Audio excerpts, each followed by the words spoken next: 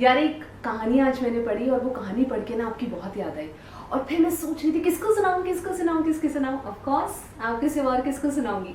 ये कहानी वैसे भी हिंदी साहित्य के जाने माने लेखक भीष्म साहनी की कहानी है और मुझे लगता है जिंदगी में बहुत देर से मैंने ये कहानी पढ़ी है, लेकिन शुक्र के पढ़ी। आज आपको भी सुनाऊंगी। इस कहानी का नाम है चीफ की दावत। आज मिस्टर श्यामनाथ के घर चीफ की दावत थी। चीफ बोले तो बॉस। श्यामनाथ और उनकी धर्मपत्नी को पसीना पोंछने की फुर्सत न थी। पत्नी ड्रेसिंग गाउन पहने, उलझे हुए बालों का जूड़ा बनाए, मुंह पर फैली हुई सुर्खी और पाउडर को भूले और मिस्टर श्यामनाथ सिगरेट पर सिगरेट फूंकते हुए चीजों की फहरिस्त हाथ में थामे एक कमरे से दूसरे कमरे में आ जा रहे थे। आखिर 5 बजते बजते तैयारी मुकम्मल होने लगी। कुर्सियां, मेज, तिपाइयां, नैपकिन, फूल सब बरामदे में पहुंच गए। ड्रिंक का इंतजाम बैठक में कर दिया गया। अब घर का फालतू सामान अलमारियों के पीछे और पलंगों के नीचे छिपाया जाने लगा। तभी श्यामनाथ के सामने सहसा एक अड़चन खड़ी हो गई। मां का क्या होगा? इस बात की ओर न उनका और न उनकी कुशल गृहिणी का ध्यान गया था। मिस्टर श्यामनाथ श्रीमती की ओर घूमकर अंग्रेजी में बोले, मां का क्या होगा?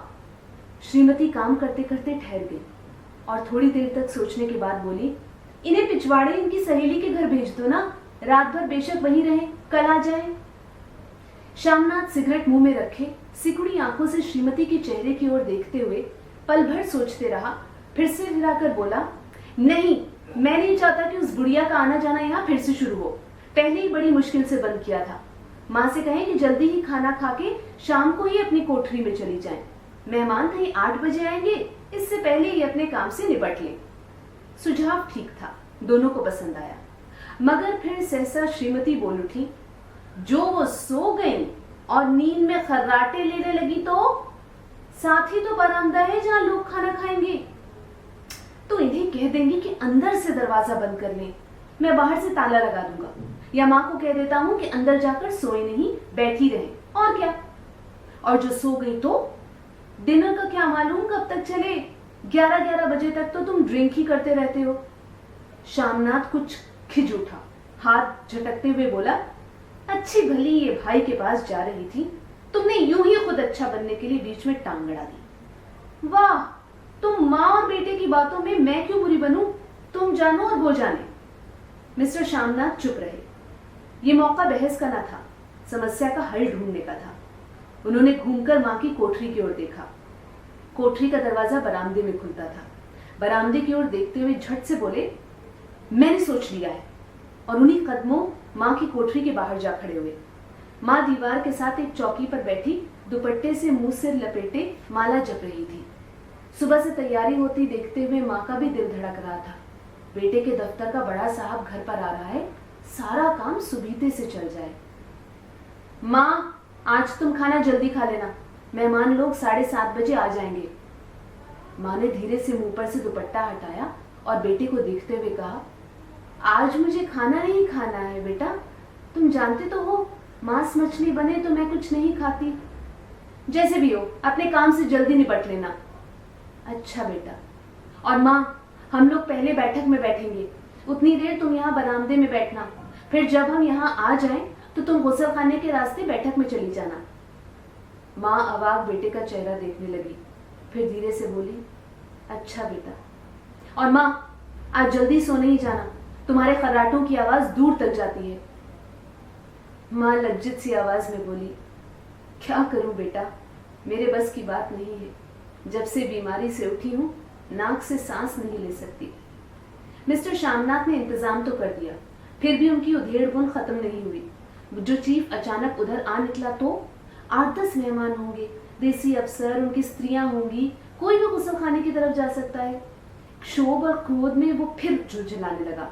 एक कुर्सी को उठाकर बरामदे में कोठरी के बाहर रखते हुए बोला, आओ माँ, इस पर जरा बैठो तो। माँ माला संभालती पल्ला ठीक करती उठी और धीरे से कुर्सी पर आकर बैठ गई।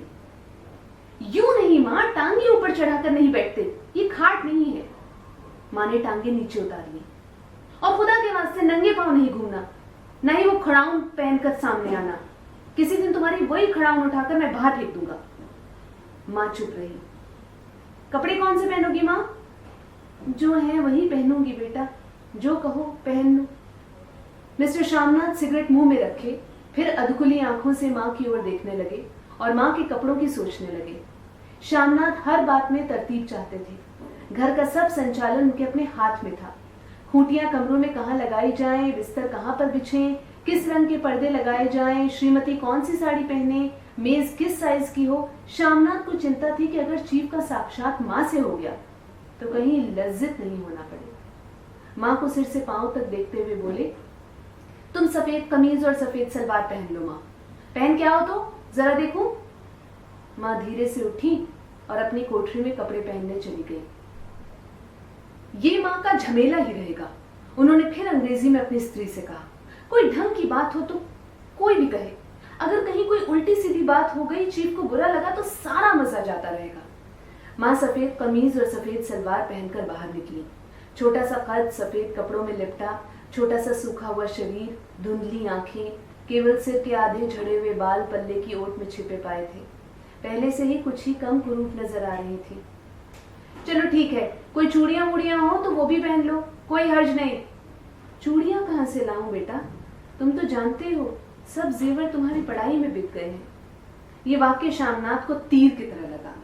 तिनक कर बोला, ये कौन सा राग छेड़ दिया माँ, सीधा कह दो नहीं है जेवर बस। इससे पढ़ाई बढ़ाई का क्या ताल्लुक है? जो जेवर बिका तो कुछ बनकर ही आया हूं ना, मेरा लंडूरा तो नहीं लौट आया। जितना दिया था उससे दुगना ले लेना। मेरी जीभ जल जाए बेटा, तुमसे जेवर लूंगी। मेरे मुंह से यूं ही निकल गया, जो होते तो लाख बार पहनती। 5:30 बज चुके थे। अभी मिस्टर श्यामनाथ को खुद भी नहा धोकर तैयार होना था। श्रीमती कब की अपने कमरे में जा चुकी थी। श्यामनाथ जाते हुए एक बार फिर माँ को हिदायत करते गए, माँ रोज की तरह गुमसुम बन के नहीं बैठी रहना। अगर साहब इधर आ निकले और कोई बात पूछे तो ठीक तरह से बात का जवाब देना।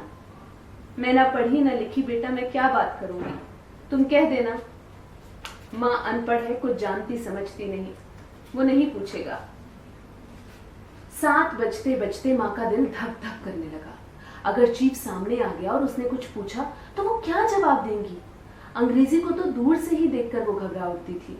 ये तो अमरीकी है, ना मालूम क्या पूछे, मैं क्या कहूंगी। माँ का जी चाहा कि चुपचाप पिछवाड़े विधवा सहेली के घर चली जाए, मगर बेटे के हुक्म को कैसे टाल सकती थी। चुपचाप कुर्सी पर से टांगे लटकाई वहीं बैठी रही। एक कामयाब पार्टी वो है जिसमें ड्रिंक कामयाबी से चल जाए। श्यामनाथ की पार्टी सफलता के शिखर चूमने लगी। वार्तालाप उसी रॉ में बह रहा था जिस रॉ में ग्लास भरे जा रहे थे। कहीं कोई रुकावट न थी, कोई अड़चन न थी।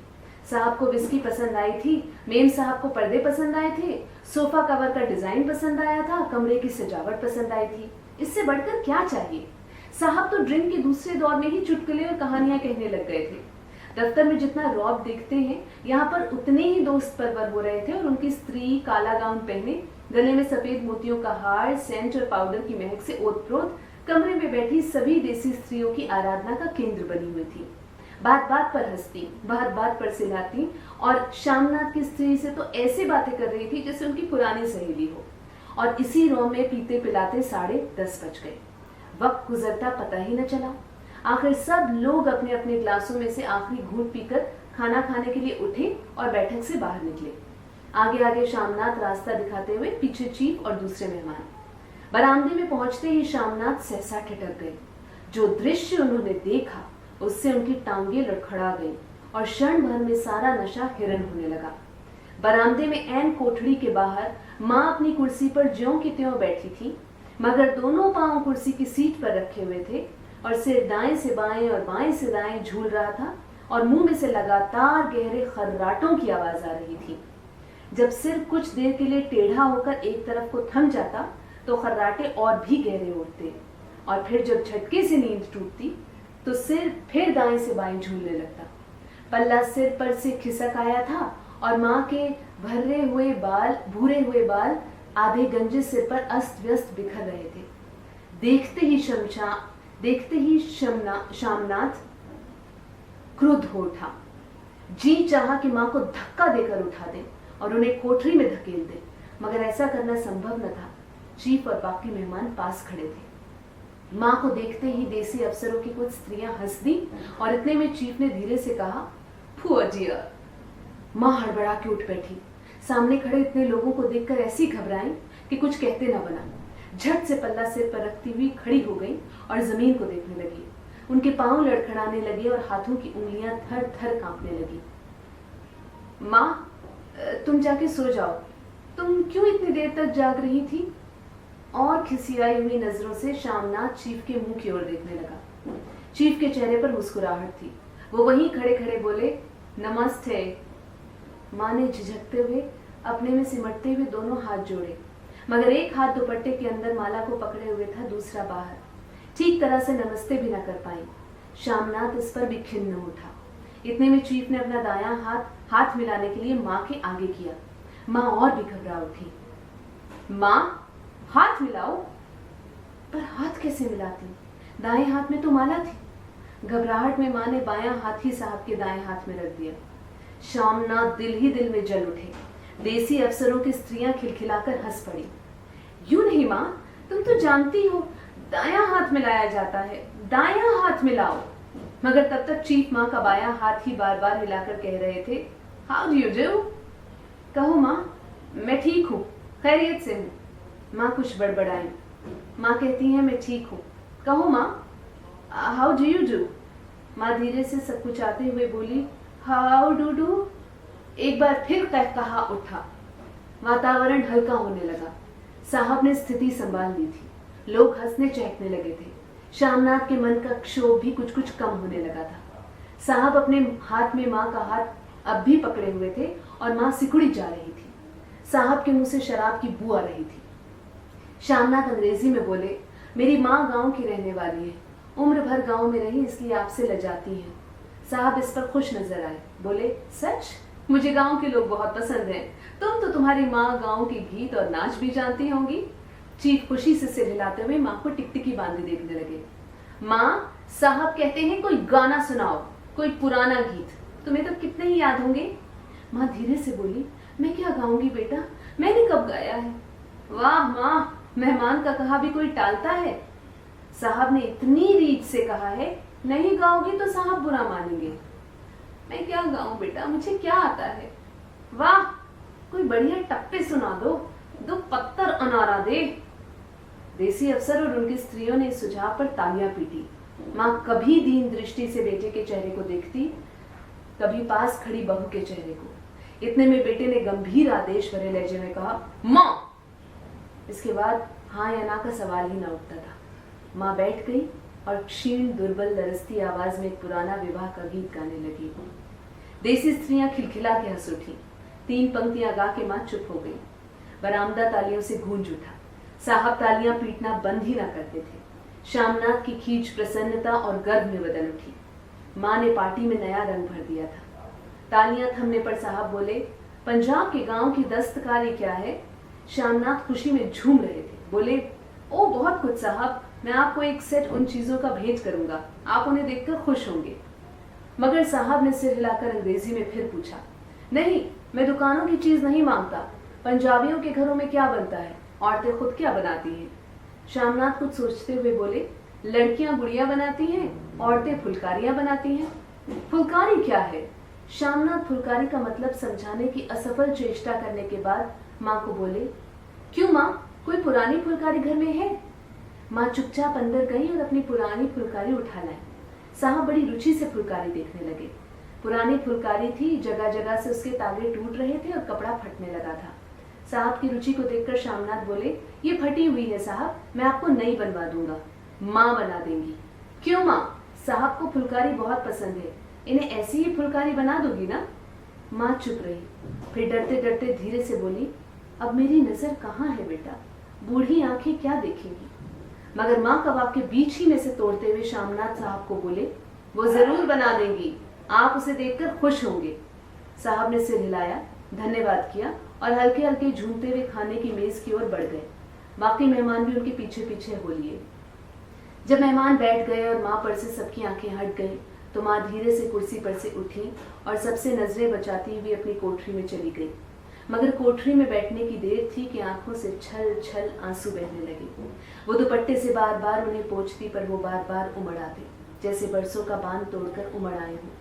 माँ ने बहुतेरा दिल को समझाया, हाथ जोड़े, भगवान का नाम लिया, बेटे की चिरायु होने की प्रार्थना की, बार बार आंखें बंद की, मगर आंसू बरसात के पानी की तरह जैसे थमने ही न आते थे।